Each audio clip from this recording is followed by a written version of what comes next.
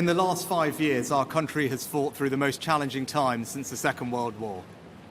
As I stand here as your Prime Minister, I can't help but reflect that my first proper introduction to you was just over 4 years ago. I stood behind one of the podiums, upstairs in the building behind me. I told you that we faced a generation-defining moment and that we as a society would not be judged by some government action, but by the small acts of kindness that we showed one another. You met that challenge, and then some, and I have never been prouder to be British. And when I introduced the furlough scheme, I did so not because I saw a country simply in need of desperate help, albeit we were, but because I saw a country whose future hung in the balance. I could be bold and trust in the tens of millions of you at home that you would rise to the moment, or I could accept the inevitable millions of job losses and pick up the pieces. In truth, it was no choice at all. I have never and will never leave the people of this country to face the darkest of days alone, and you know that because you've seen it. As I did then, I will forever do everything in my power to provide you with the strongest possible protection I can. That is my promise to you. Because for so many of us, it's easy to forget the scale of what we've been through. We were hit by a pandemic that upended normal life. Who would have thought that the government would ever tell us how many times a day we could leave our homes? Then, just as we were recovering from COVID, war returned to Europe, with Putin's invasion of Ukraine sending your energy bills spiraling. I came to office, above all, to restore economic stability. Economic stability is the bedrock of any future success, whether that is rising wages and good jobs, investment in our public services, or the defence of the country. And because of our collective sacrifice and your hard work, we have reached 2 major milestones in delivering that stability, showing that when we work together, anything is possible. Our economy is now growing faster than anyone predicted, outpacing Germany, France, and the United States. And this morning it was confirmed that inflation is back to normal. This means that the pressure on prices will ease and mortgage rates will come down. This is proof that the plan and priorities I set out are working. I recognise that it has not always been easy. Some of you will only just be starting to feel the benefits, and for some, it might still be hard when you look at your bank balance. But this hard-earned economic stability was only ever meant to be the beginning. The question now is how and who do you trust to turn that foundation into a secure future for you, your family, and our country.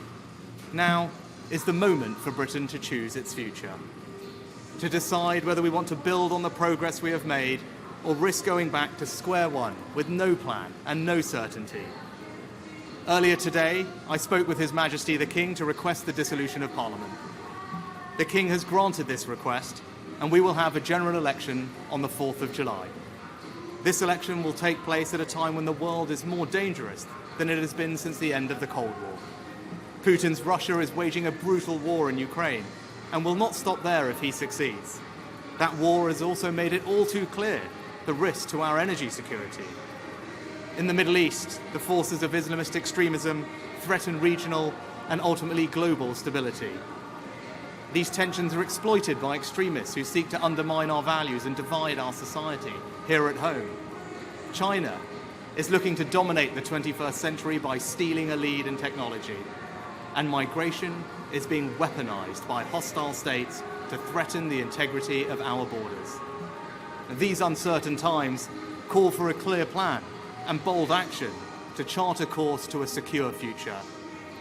You must choose in this election who has that plan, who is prepared to take the bold action necessary to secure a better future for our country and our children. Now, I cannot and will not claim that we have got everything right. No government should. But I am proud of what we have achieved together, the bold actions we have taken, and I'm confident about what we can do in the future. We've tackled inflation, controlled debt, cut workers' taxes, and increased the state pension by £900. We've reduced taxes on investment and seized the opportunities of Brexit to make this the best country in the world to grow a business.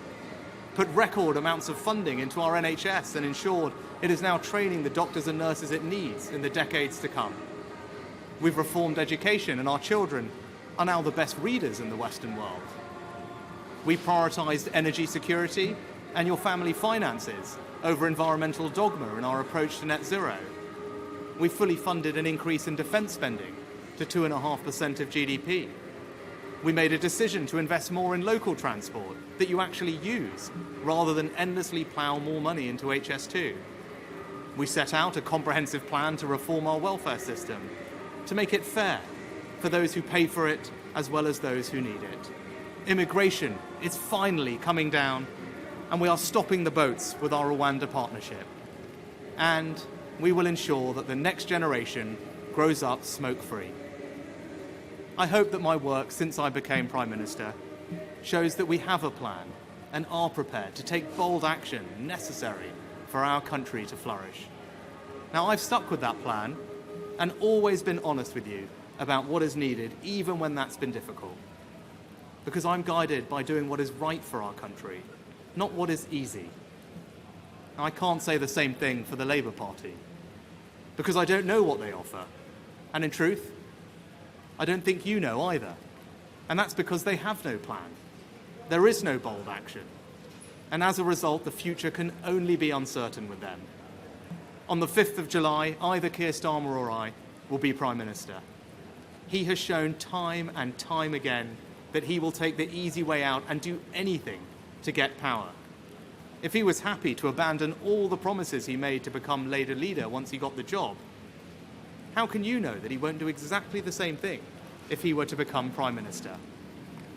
If you don't have the conviction to stick to anything you say, if you don't have the courage to tell people what you want to do, and if you don't have a plan, how can you possibly be trusted to lead our country, especially at this most uncertain of times?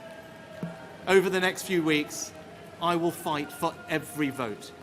I will earn your trust, and I will prove to you that only a Conservative government led by me will not put our hard-earned economic stability at risk, can restore pride and confidence in our country, and with a clear plan and bold action, will deliver a secure future for you, your family, and our United Kingdom.